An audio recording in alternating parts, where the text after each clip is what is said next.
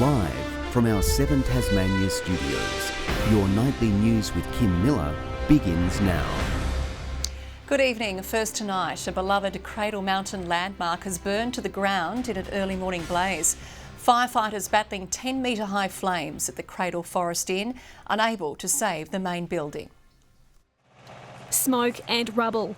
The aftermath of a ferocious fire that tore through Cradle Forest Inn early this morning. Flame heights were around about 10 metres coming from the building, so the firefighters had to take action quickly to eliminate all hazards and extinguish the fire. Tasmania Fire Service were called to the scene in Moena around 2 o'clock to find the restaurant, tavern and an upstairs dwelling fully engulfed. Firefighters and support crews took half an hour to extinguish the blaze. The iconic inn was at full capacity overnight, with guests managing to escape unharmed. Holiday makers staying here from Queensland awoke to what they described as the sound of fire. The gentleman of that party then quickly alerted everyone else that was staying here last night. So his actions were pivotal. Spending hours on the scene, combing through the destruction, fire investigators have now deemed the fire accidental, with the most likely cause a faulty electrical appliance.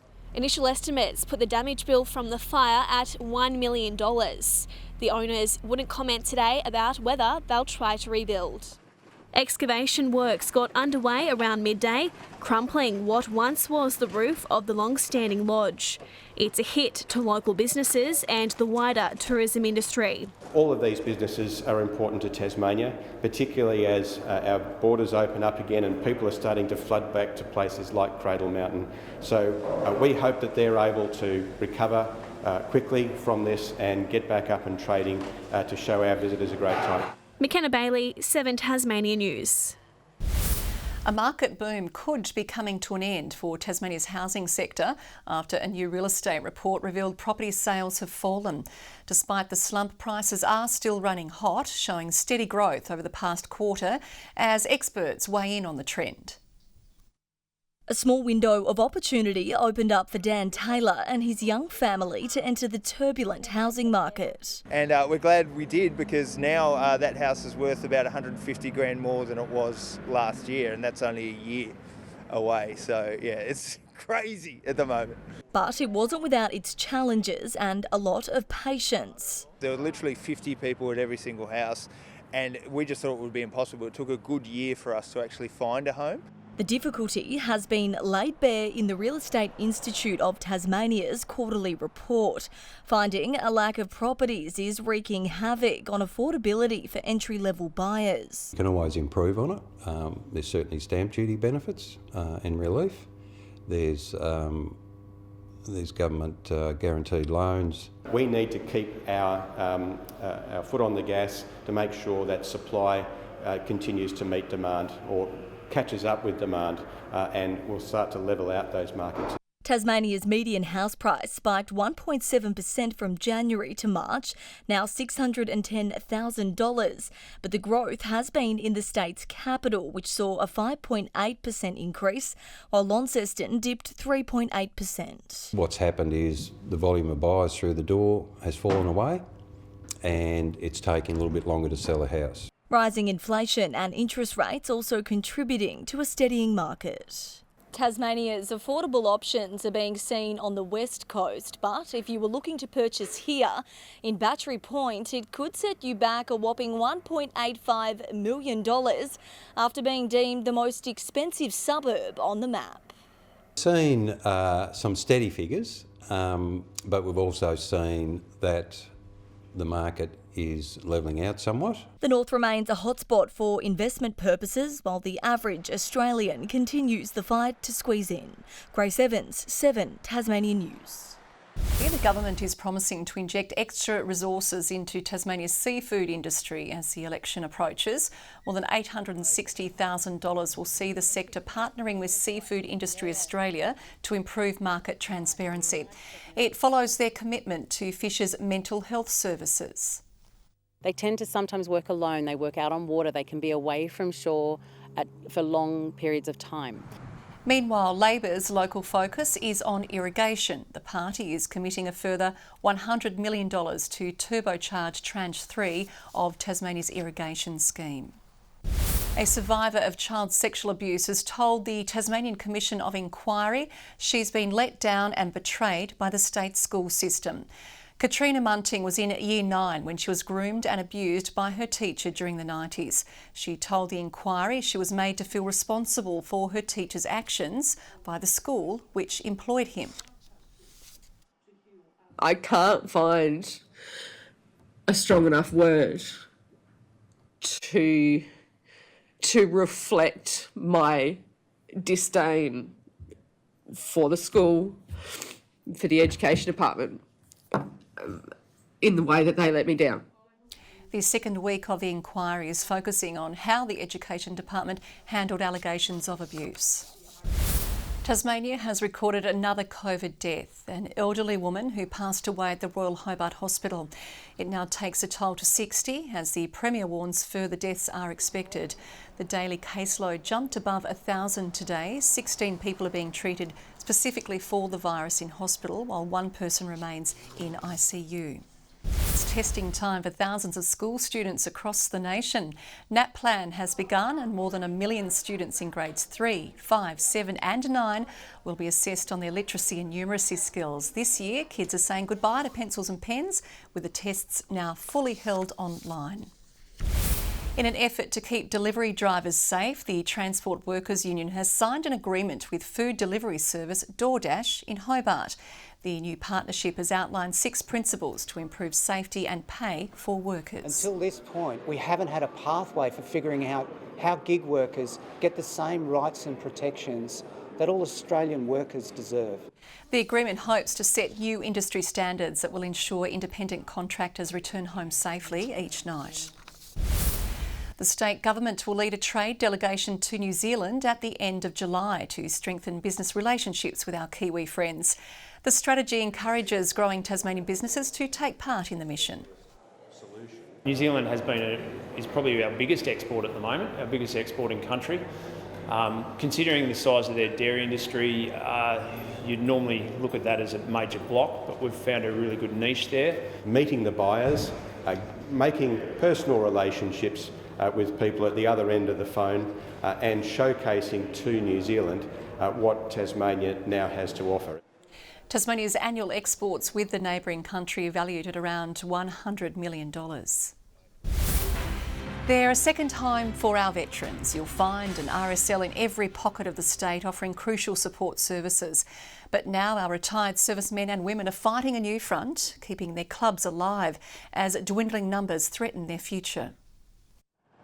The town of Zeehan famously once had 20 pubs. These days, the RSL is the social hub. It's a meeting place, a gathering place for people, and I suppose gives them a sense of belonging too. Its walls are adorned with memories of the mining town's contribution to our armed services. But its future isn't so certain after it struggled to fill committee positions earlier this year. Volunteers like Vicky are keeping it going. Returned soldiers need somewhere that they can go and be with mates. Not necessarily to talk about war stories, but just to be amongst like-minded people. There are 49 RSL sub-branches in Tasmania. Outside of the cities, it's not so easy to find new members. Less people are moving back to Tasmania, so there's a culmination. There's less veterans in the community in general as well. At this month's annual Congress, a chapter model will be introduced to help smaller clubs stay afloat if they can't form a committee. We would then look to a neighbouring sub-branch that is more stable and ask them to basically sponsor a sub-branch. Clubs all over the state are looking at how they operate and attract new members. We have a policy, the last thing you'll get as a veteran if you walk into this RSL is you have to be a member. Nobody ever says that. At the Launceston RSL, a new Veterans Hub is being opened. Here, this will be a video conferencing room. Yeah. Advocates based here will offer help with compensation claims, financial, medical and psychological support. We've already negotiated with a couple, St Helens and Georgetown, a couple of others, Westbury, where we will set a room up where the advocates and mates for mates will go and provide services in that local area.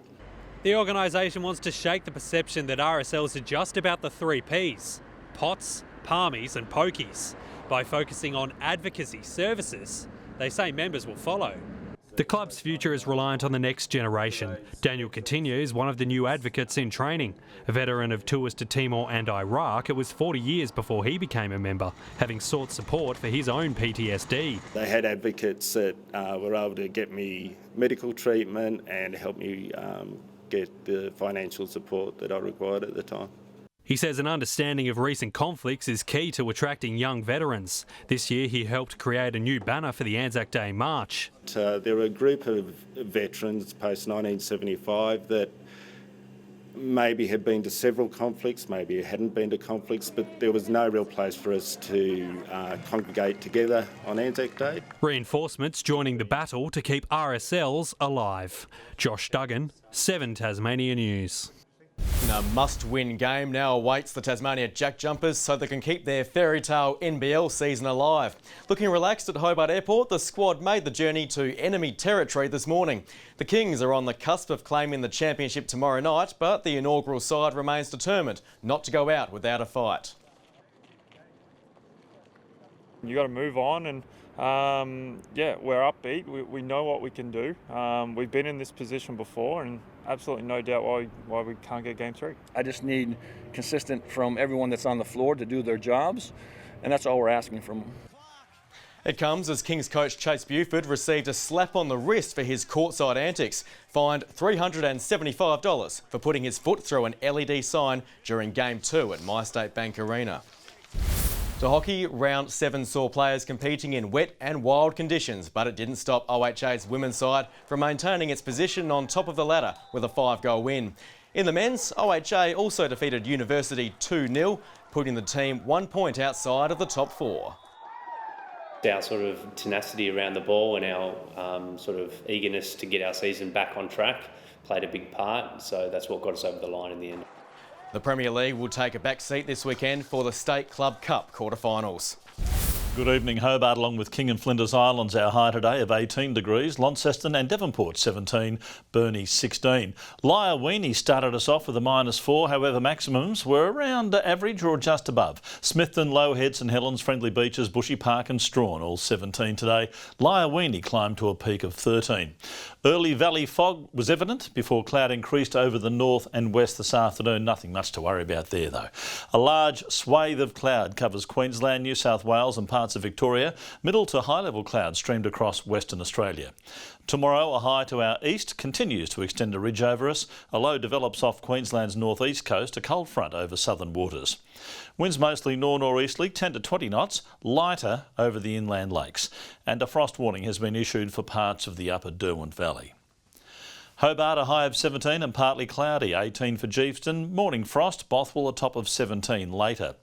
Launceston, 6 overnight, 19 tomorrow, a cloudy day, possible shower for Devonport and 17 the high for Cressy. Burnie expecting 17 with a shower or 2, partly cloudy for Strawn, 19 the high, same conditions for Curry on King Island. St Helens partly cloudy and 18, 18 for Swansea and partly cloudy for Orford and 18 degrees. Thursday now and showers over the north and northeast, mainly fine over the southwest. Showers over the north and west on Friday, extending statewide in the afternoon, and on Saturday showers statewide, increasing to rain over the north and west. Rain developing in Perth, partly cloudy in Adelaide and Melbourne, showers for Canberra and Sydney and rain in Brisbane.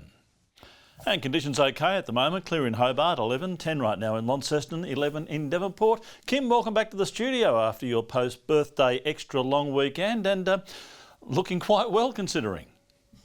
I'm just taking a leaf out of your book, Merv. Good to be back. That is all your news for now. We're back later with news, sport and weather updates. Thanks for joining us this evening. Good night.